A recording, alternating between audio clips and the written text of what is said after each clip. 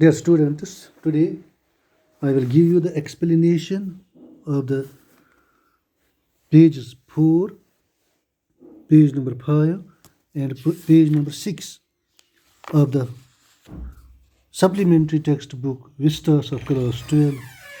The name of the lesson is The Third Level by Jack Finney. Starting from page number 3. There were brass spittoons on the floor, and across the station a glint of light caught my eye. A man was pulling a gold watch from his vest pocket. He snapped open the cover, glanced at his watch and frowned. फर्श पर पीतल के थूकदान रखे हुए थे और station के पार मैंने एक चमकती हुई रोशनी देखी। एक आदमी अपनी जेब से एक सोने की घड़ी निकाल रहा था। उसने घड़ी का कवर तेजी से खोला और अपनी तेवरें चढ़ाई। He wore a derby hat, a black 4-button suit with tinny lapels, and he had a big black handlebar mustache. Then I looked around and saw that everyone in the station was dressed like 1890 something. I never saw so many beards, sideburns, and fancy mustaches in my life.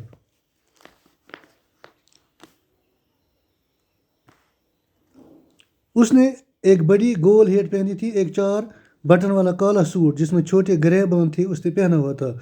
उसके चेहरे पर बड़ी काली और मोटी मूंछें थी। जब मैंने इर्द गिर्द नज़र घुमाई, मैंने देखा कि स्टेशन पर हर कोई 1890 ईस्वी की तरह लिबास पहने हुए था। मैंने कभी भी अपनी ज़िंदगी में ऐसी ज़्यादा दाढ़ियाँ, छुट्टी तक चली गई दाढ़ियाँ और खूबसूरत मूंछें नहीं देखी थीं।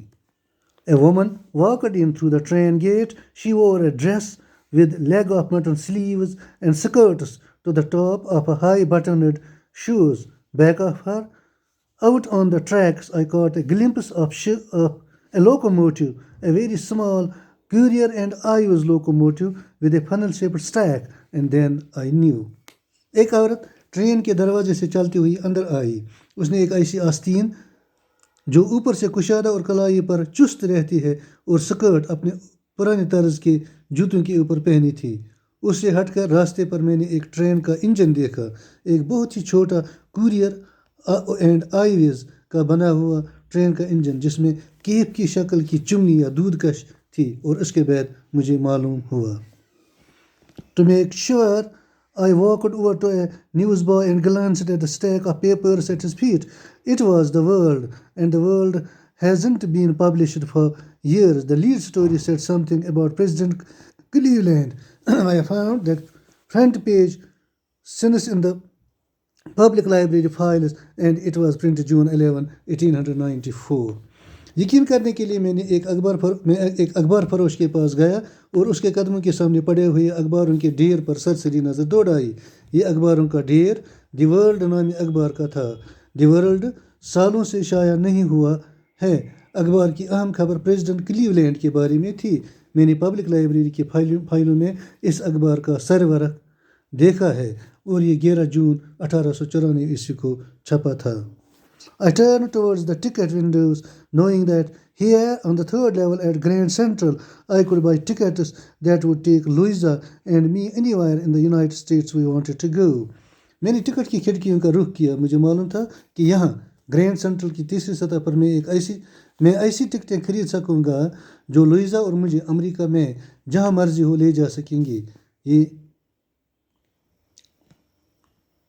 In the year 1894, and I wanted 2 tickets to Galesburg, Illinois. ये 1894 ईस्वी था और मुझे गेल्सबर्ग, इलिनॉइस के लिए 2 टिकटें चाहिए थीं। Have you ever been there? It's a wonderful town still, with big old frame houses, huge lawns, and tremendous trees whose branches meet overhead and roof the streets. And in 1894, summer evenings were twice as long, and people sat out in their lawns, the men smoking cigars and talking quietly. क्या आप कभी वहाँ गए हैं? ये अब भी एक हैरत अंगेज़ कस्बा है। इसमें बड़े पुरानी लकड़ी के मकान, बहुत बड़े चमन यानी लान और हद से ज़्यादा बड़े दरख्त हैं जिनकी शाखें ऊंचाई पर मिलती हैं और गलियों पर फर्श बनाती हैं। और 1894 ईस्वी में गर्मा की शामें दोगुनी लंबी थीं और लोग अपने चमनों में बैठते थे, मर्द सिगार पीते थे और खामोशी से बातें करते थे। The woman waving palm leaf fans, the fireflies all around, in a peaceful world.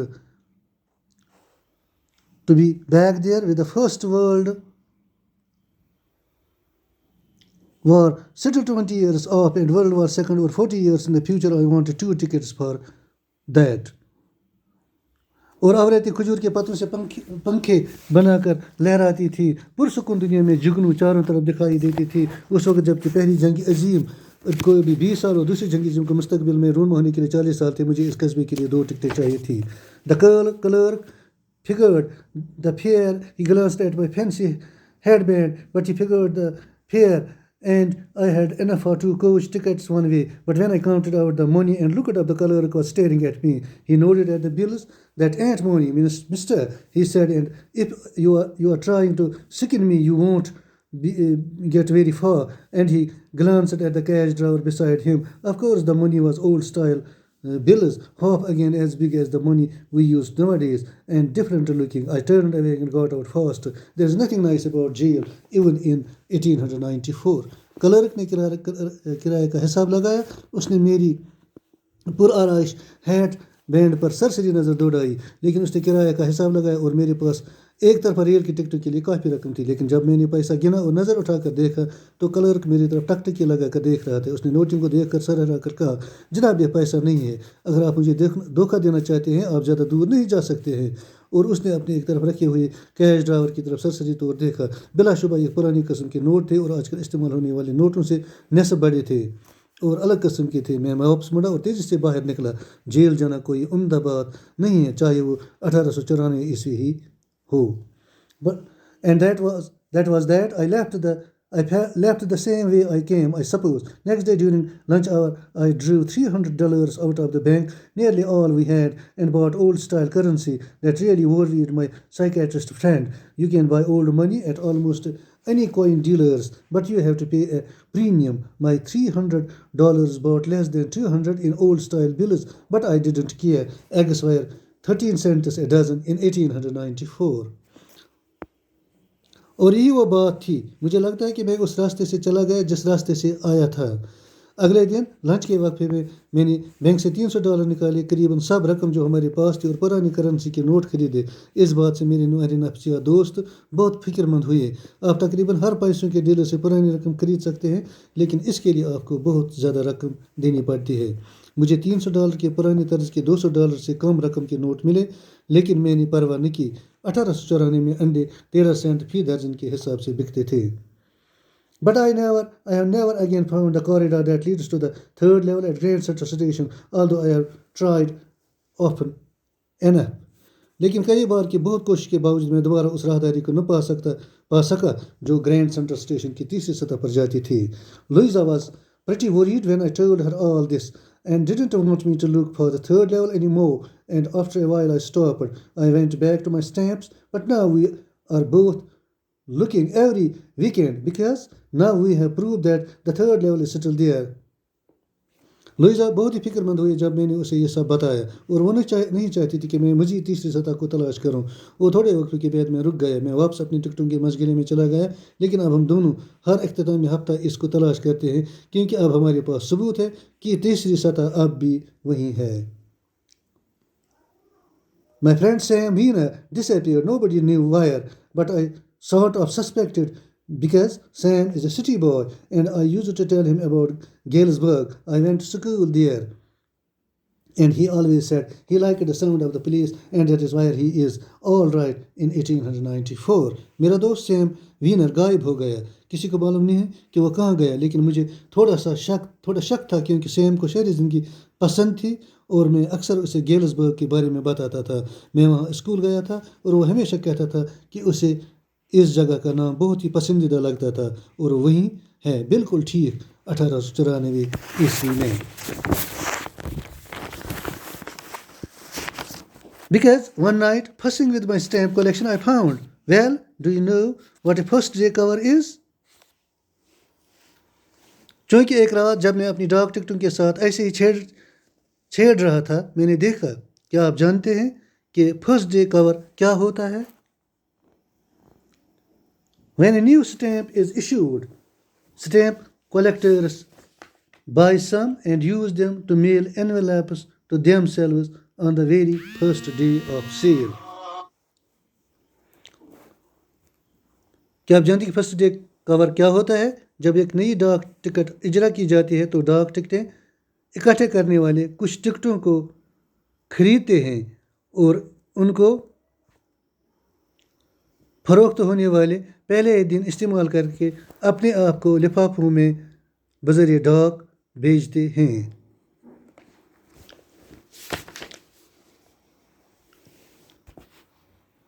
And the postmark proves the date. और डाकखाने की मोहर उनकी तारीख की निशानदेही करती है. The envelope is called a first day cover. They are never opened. You just put blank paper in the envelope. इस लिफाफे को फर्स्ट डे कवर कहा जाता है. उन्हें कभी खोला नहीं जाता है क्योंकि इनमें कोरा कागज़ ही पड़ा होता है, यानी खाली कागज़ जिस पर कुछ लिखा हुआ नहीं होता है. That night, among my oldest first day covers, I found one that shouldn't have been there, but there it was. It was there because someone had mailed it to my grandfather at his home in Galesburg. That's what the address on the envelope said. एक रात अपने सबसे पुराने first day कवरों में मैंने एक ऐसा first day cover देखा जो वहाँ नहीं होना चाहिए था, लेकिन वो वहाँ था. ये वहाँ इसलिए था क्योंकि किसी ने उसे मेरे दादा को गेल्सबर्ग के घर के पता पर भेजा था. लिफाफे पर लिखे गए पता से यह मालूम होता था. And it had been there since July 18, 1894. The postmark showed that, yet I didn't remember it at all. और ये लिफाफा वहाँ 18 जुलाई 1894 ईस्वी से था. डाक खाने की मोहर से दिखता था, लेकिन फिर भी मुझे याद नहीं था.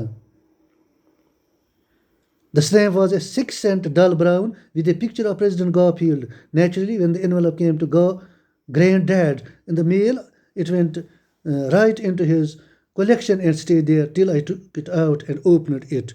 डाक टिकट 6 सेंट की हल्की भूरी रंग की थी और इस पर प्रेसिडेंट गारफील्ड की तस्वीर थी. कुदरती तौर पर जब लिफाफा मेरे दादा के पास डाक से पहुंचा, यह सीधे उसके डाक टिकटों के मजमू में चला गया और वहां मौजूद रहा जब तक मैंने इसे बाहर निकाला और खोला. The paper inside wasn't blank, it red. तो हैरानगी की बात यह है कि इसके अंदर कोरा कागज़ नहीं था, यानी खाली कागज़ नहीं था. इसमें लिखा हुआ कागज़ था जिस पर लिखा था 941 Willard street, Galesburg, Illinois, July 18, 1894. Charlie, I got wishing that you are right. Then I got believing you are right.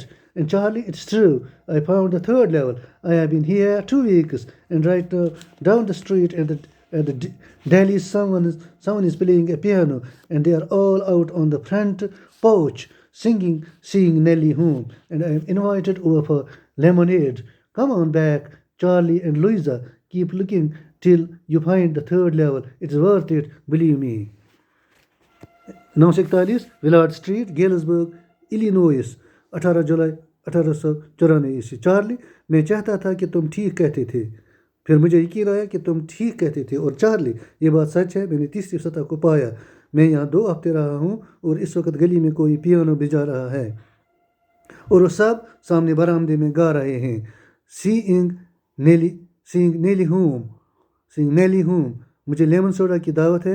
आप वापस आ जाओ. चार्ली और लुइजा, आप देखते रहो जब तक तुम्हें तीसरी सतह मिल जाए. या यकीन करो, ये देखने के लायक है. The note is signed Sam. Note पर सैम का दस्तखत है.